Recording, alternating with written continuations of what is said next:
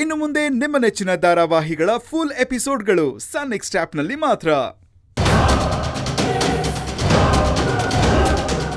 Sir, ಏನಾಯ್ತು?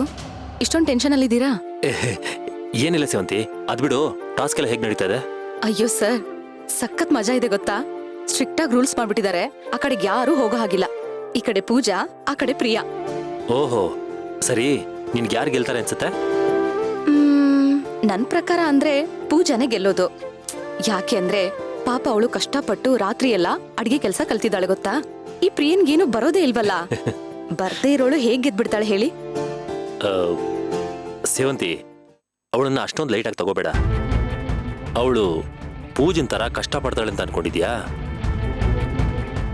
ಈ ಮದಕರಿ ನಾಯಕನ ಕೋಟೆಗೆ ಮುಂದೆಗಡೆಯಿಂದ ಬರೋದಕ್ಕೆ ತಾಕತ್ತಿಲ್ದೆ ಕಳ್ಳದಾರಿ ಹಿಡ್ಕೊಂಡು ಬರ್ತಿದ್ನಲ್ಲ ಆ ಹೈದರಾಲಿ, ಅವನ್ ತರ ಆ ಪ್ರಿಯಾ. ಎಲ್ಲದಕ್ಕೂ ಏನಾದ್ರೂ ಒಂದು ಶಾರ್ಟ್ ಕಟ್ ಇಟ್ಕೊಂಡಿರ್ತಾಳೆ. ಗೆಲ್ಲೋದಕ್ಕೋಸ್ಕರ ಏನ್ ಬೇಕಾದ್ರೂ ಮಾಡ್ತಾಳೆ. ಸರ್, ಆ ತರ ನುಗ್ಗೋದಕ್ ಹೋಗಿ ಏನಾಯ್ತು ಹೇಳಿ? ಒನಕೆ ಒಬ್ಬವನ ಹತ್ರ ಸರಿಯಾಗಿ ಒದೆ ತಿಂದ್ರು. ಅದೇ ಪರಿಸ್ಥಿತಿನೇ ಪ್ರಿಯಾಗೂ ಬರೋದು. ಇಷ್ಟಕ್ಕೂ ಇಲ್ಲಿ ಒನಕೆ ಒಬ್ಬೊಬ್ಬ ಯಾರು ಸೇವಂತಿ? ನಾವ್ಯಾರು ಅಲ್ಲ, ಆ ನಾಗದೇವತೆ. ಹೌದು ಸರ್, ನಾಗರತಾಳಿ ನಾಗದೇವತೆದು. ಆ ನಾಗಮ್ಮನ್ಗೆ ಶ್ರದ್ಧೆ ಭಕ್ತಿಯಿಂದ ಪೂಜೆ ಮಾಡಿದ್ರೆ ಮಾತ್ರ ಒಲಿತಾಳೆ. ಸುಳ್ಳು ಮೋಸ ಕಪಟಕ್ಕೆಲ್ಲ ಒಲಿಯೋದೇ ಇಲ್ಲ. ಆ ಪ್ರಿಯ ಯಾರ್ ಕಣ್ ತಪ್ಸಿದ್ರು ಆ ದೇವತೆ ಕಣ್ ತಪ್ಸೋದಕ್ಕಾಗತ್ತಾ ಹೇಳಿ? ಸೇವಂತಿ, ಈ ಕಾಲದಲ್ಲಿ ಕೆಲವು ಜನ ಯಾವ ಲೆವೆಲ್ಗಿದ್ದಾರೆ ಅಂದ್ರೆ ದೇವ್ರನ್ನೂ ಬಿಡಲ್ಲ, ಅವನ್ನೂ ಯಾಮಾರಿಸ್ತಾರೆ. ಆ ಕ್ಯಾಟಗರಿಗೆ ಸೇರಿದವಳೆ ಈ ಪ್ರಿಯಾ.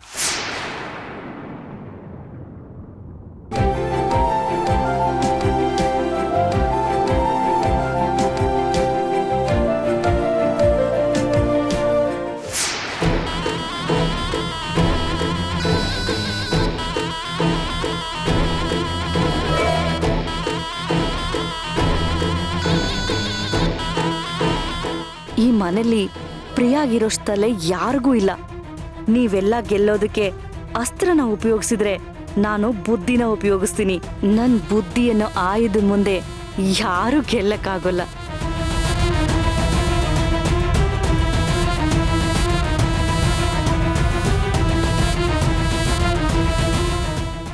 ಈ ಹಗ್ಗಾನೇ ಆ ನಳಪಾಕನ ಕೈ ಸೇರೋ ಹಾಗೆ ಮಾಡೋ ಸೇತುವೆ. ಇದನ್ನೇ ಬ್ರಿಡ್ಜ್ ಮಾಡ್ಕೊಂಡು ಊಟನೆಲ್ಲ ಮೇಲ್ ತರ್ಸ್ಕೋತೀನಿ. ಗೆದ್ದು ಬೀಗ್ತೀನಿ. ಆ ಪೂಜಾನ ಸೋಲ್ಸಿ ಬಡಿತೀನಿ.